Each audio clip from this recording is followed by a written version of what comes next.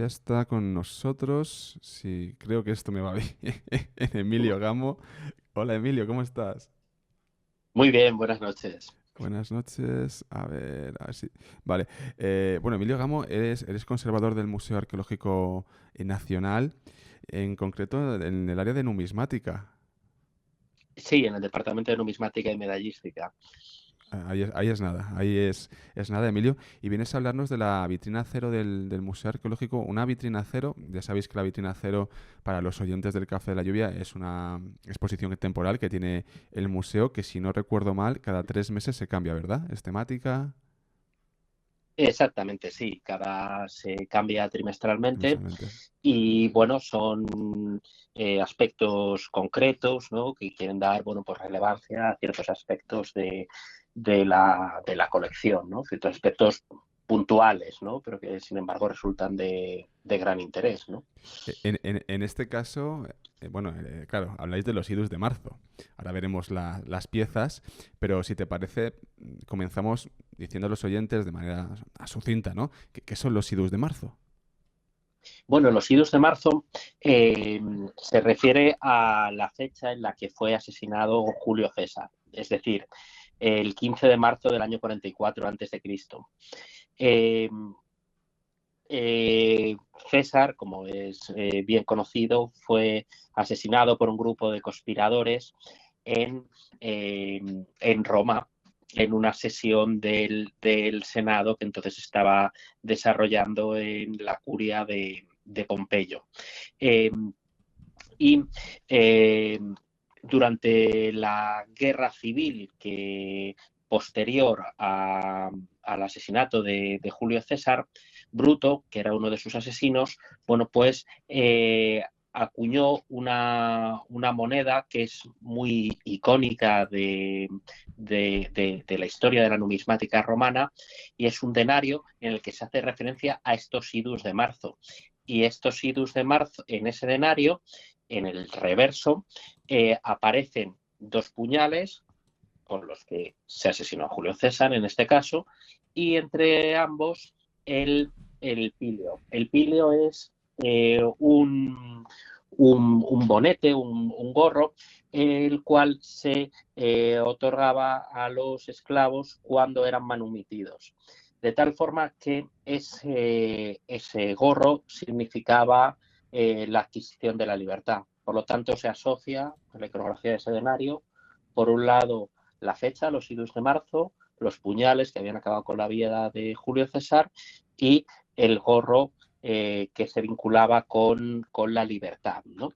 Y este denario, esta pieza, el denario es una moneda romana de plata, eh,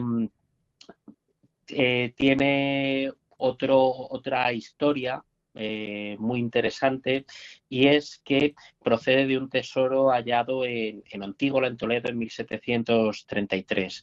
Y a través de una investigación, eh, tanto en las colecciones, evidentemente, del museo, como en la documentación de la Biblioteca Nacional y del Museo Arqueológico Nacional, que fue realizada por Paloma Otero, que es la jefa del Departamento de Numismática y Medallística del MAN, pues consiguió localizar un importante número de piezas de un tesoro, ya digo, que se había hallado en esa fecha, ¿no? En 1733, y que realmente siempre había estado en el museo, pero bueno, pues no estaba identificadas con seguridad las piezas, ¿no? Qué Y bueno. Perdona, como no nos vemos, te sí, corto, perdón. va a ser por teléfono, discúlpame, pero Sí, sí, perdona, no, perdona. no, Sí, no, sí. nada, qué bueno esto que nos cuentas, ¿no? De la fase de investigación que lleváis a cabo para saber un poco de qué se está tratando, ¿no? De estas piezas, de lo que suponen. Y te pregunto, y ahora seguimos avanzando, ¿se sabe realmente, porque siempre han estado en el museo, pero ¿se sabe cómo llegan o se tiene constancia de esto? Bueno, se entiende que llegarían a la biblioteca, a la Real Biblioteca Pública. El- en aquella época, la Real Biblioteca Pública tenía un gabinete numismático muy importante. Y de hecho, el gabinete numismático de la Real Biblioteca Pública, que luego será la Biblioteca Nacional,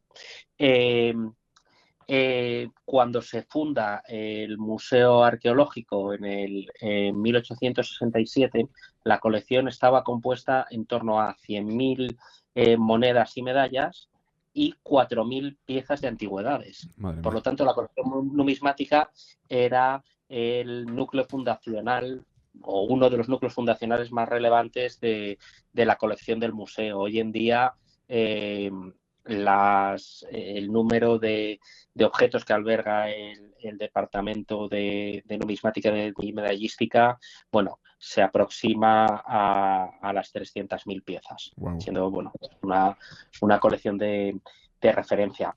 ¿Cuál es la cuestión? Bien, en esa Real Biblioteca entra ese tesoro en algún momento en torno a 1733. Y las monedas tienen una característica muy singular en cuanto a su conservación y exhibición, y es que no se suelen siglar, ¿no? Hay otros materiales arqueológicos que se les pone una sigla, un número de inventario pintado sobre la pieza.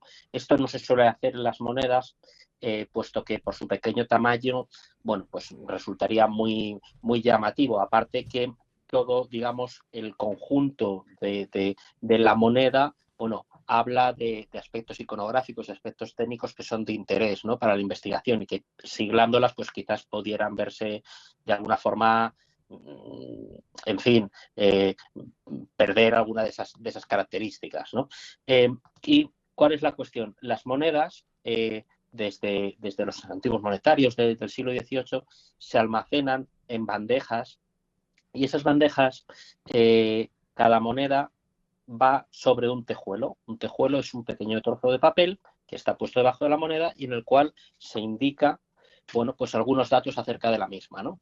¿Cuál es la cuestión? Que si esos datos acerca de la misma indicaban el origen, y en las múltiples vicisitudes históricas, como son traslados, guerras, etcétera, etcétera, que ha pasado la institución, se disocia el tejuelo de la moneda, pues hemos perdido el origen de la pieza, ¿no? Y solo es a través, bueno, pues de estos estudios documentales cuando, con mucho esfuerzo, se puede volver a localizar el origen, bueno, pues de piezas de la colección, que algunos habían entrado en el siglo, como en este caso en el siglo XVIII, pero otros en el siglo XIX, a comienzos del siglo XX, en fin. Y es una labor un poco detectivesca, pero bueno, que cuando da resultados es muy gratificante, ¿no?, a nivel de Es investigación. apasionante, Emilio, lo veo apasionante. También no, hay en ocasiones entiendo que es tedioso, pero, jolín, tú que trabajas de esto, ¿no? Te debe de apasionar, evidentemente. Yo te quería preguntar algunas cuestiones más acerca de este tesoro y lo que exponéis en la propia vitrina cero. Por lo visto consta de 115 denarios de época republicana y principios del imperio, este tesoro encontrado.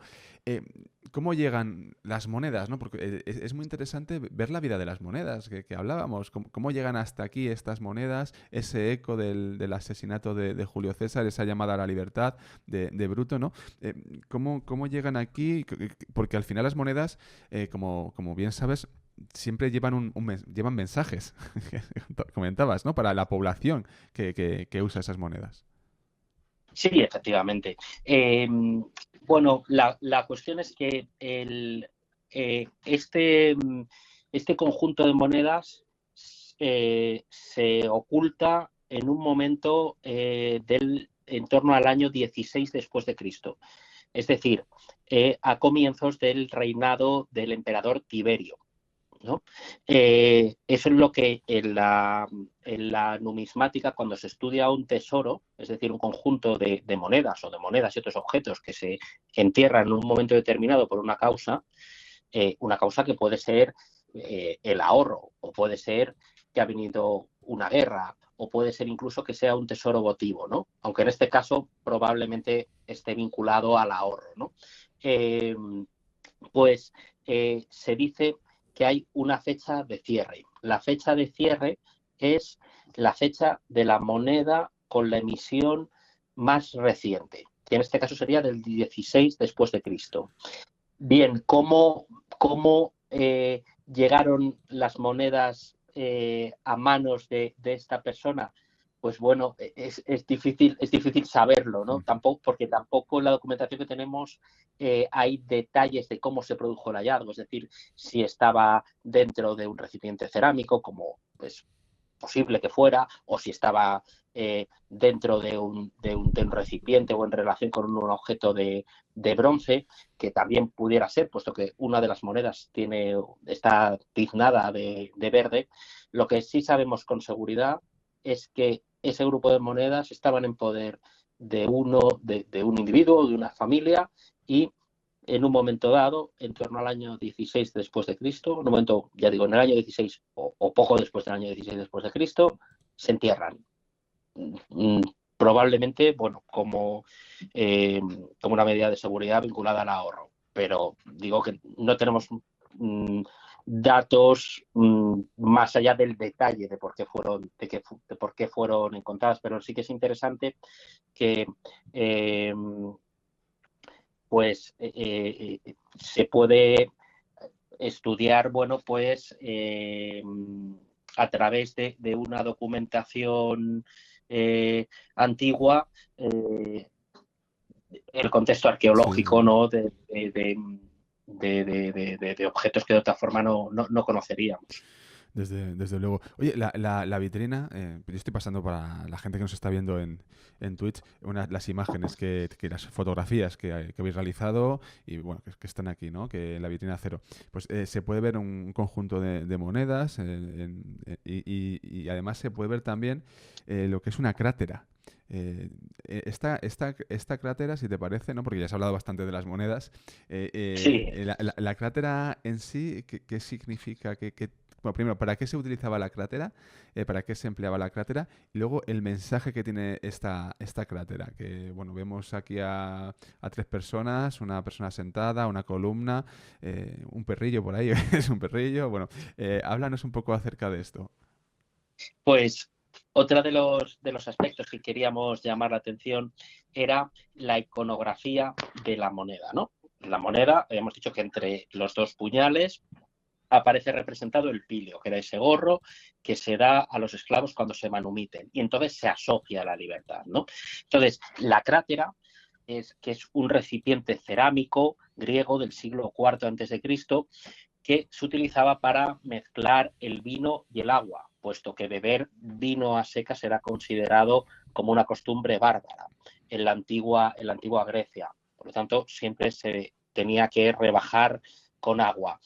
Y la iconografía en la crátera aparece Orestes y viste en la cabeza batallado con ese pilio, ¿no? Con ese gorro que habíamos visto también en el denario de los idus de marzo.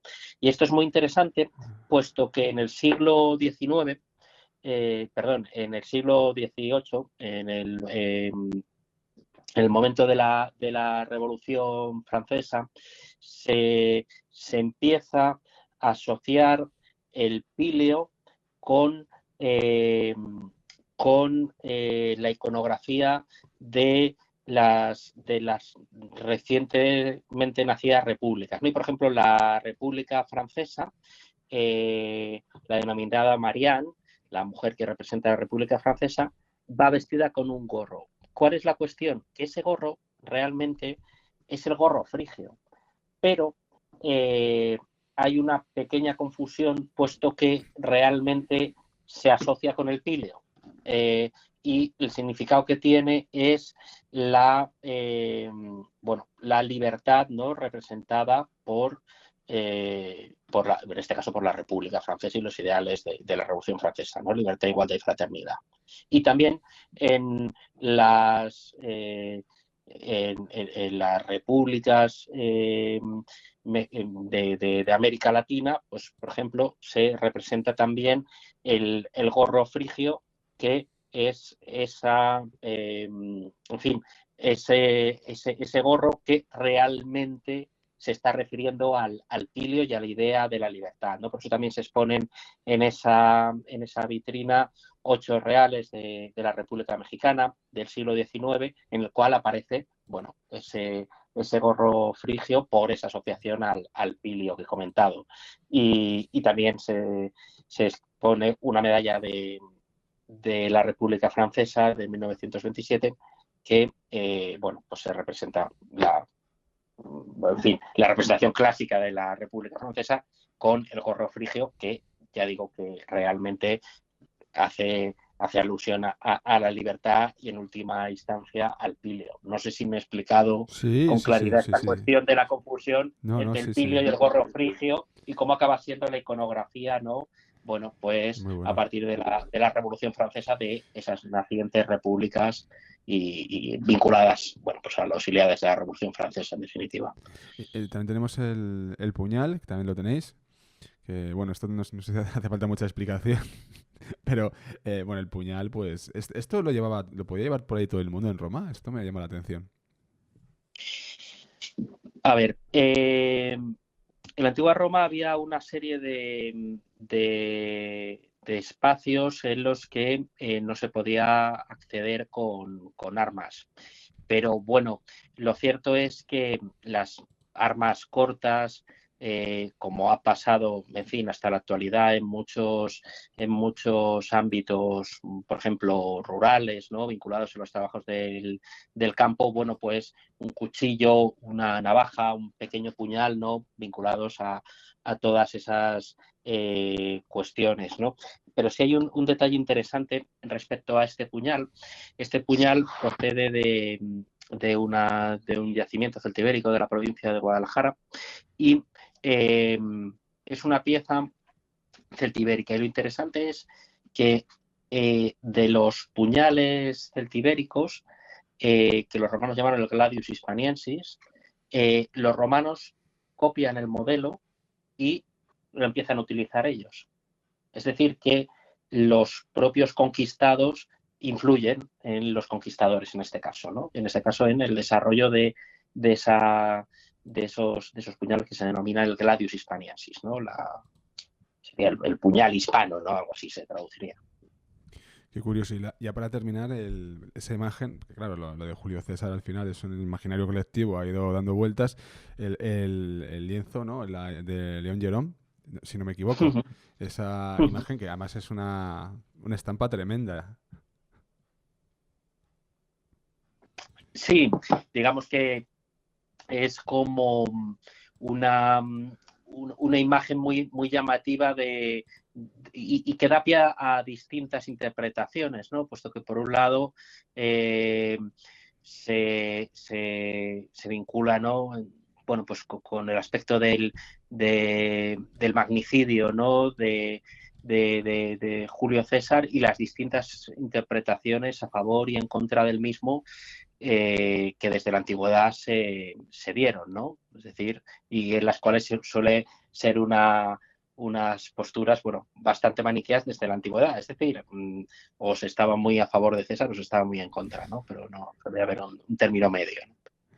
Pues Emilio, yo creo que nos has contado muchísimas cosas. Te agradezco mucho que estés aquí hoy, que son las 9:15 de la noche. Gracias por asomarte al Café de la Lluvia y ya saben los oyentes y televidentes de este espacio que la exposición ya se puede visitar desde el 14 de enero y estará hasta el 13 de abril en la antesala de acceso a la exposición permanente del Museo Arqueológico Nacional.